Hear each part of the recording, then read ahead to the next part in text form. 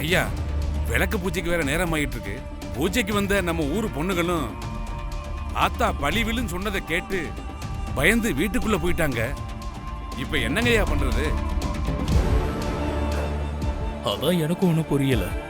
திருவிழா ஆரம்பிச்சதுல இருந்து ஒரே தடங்களா இருக்கு. இதை எப்படி தான் சமாளிக்கிறது, எப்படி பூஜையை முடிக்கிறதுன்னு ஒண்ணுமே புரியலையா? ஐயா, பூஜைய இங்க இருக்கிறவங்க மட்டும் பண்ணலாமா? இல்லங்கம்மா, விளக்கு பூஜைங்கிறது ஒருத்தர் 2 பேர் பண்ற பூஜை இல்ல. ஊர் பொண்ணுங்க எல்லாரும் சந்தோஷமா தீபம் ஏத்தி அம்மனை வரவேற்கிற பூஜை. அதுல கண்டிப்பா எல்லாரும் கலந்துக்கணும். ஆனா ஊர் பெண்கள் தான் வரமாட்டேன்னு சொல்றாங்களே, அப்புறம் எப்படி பூஜை பண்றது? தெரியலம்மா, ஆனா இந்த பூஜை மட்டும் நடக்கலன்னா அம்மன் கோபத்துல உக்கிரமாயிடுவா. அது ஊருக்கும் நல்லதில்ல. விளக்கு பூஜை பண்ணும்போதுதான் அம்மன் ஊருக்குள்ளே வல வருவா.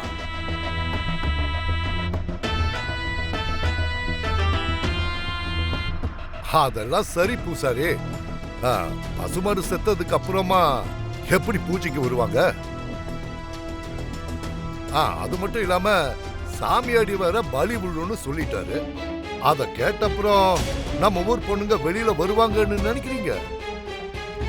இந்த மாதிரி தடங்கள்லாம் வரும்னு தான் அப்பவே திருவிழா வேண்டான்னு சொன்னேன். என் பேச்சை யாரு கேட்டீங்க? இப்போ ஒவ்வொரு தடங்களா வந்து அம்மன் கோபத்துக்கு தான் ஆளாயிட்டு இருக்கீங்க.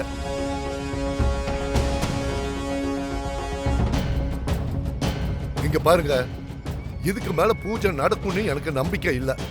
திருவிழாவை இத்தோட நிறுத்திட்டு ஊருக்கு எந்த பாதிப்பும் வராம இருக்க என்ன பரிகாரம் பண்ணணுமோ அதை முதல்ல பண்ணுங்க. அவ்வளவுதான் நான் சொல்லுவேன்.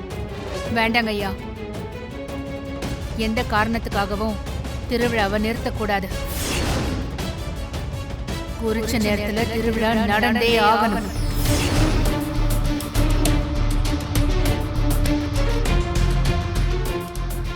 ஆனா விளக்கு பூஜை நடத்தாம எப்படிமா?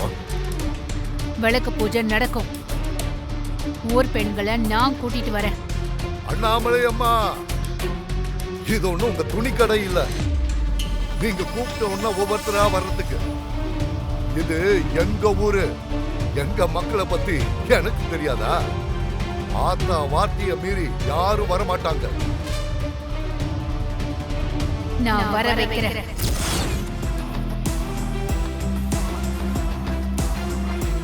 பூசாரி, நீங்க பூஜைக்கு ஏற்பாடு பண்ணுங்க. நான் பெண்களோட வரேன். சரிங்கம்மா.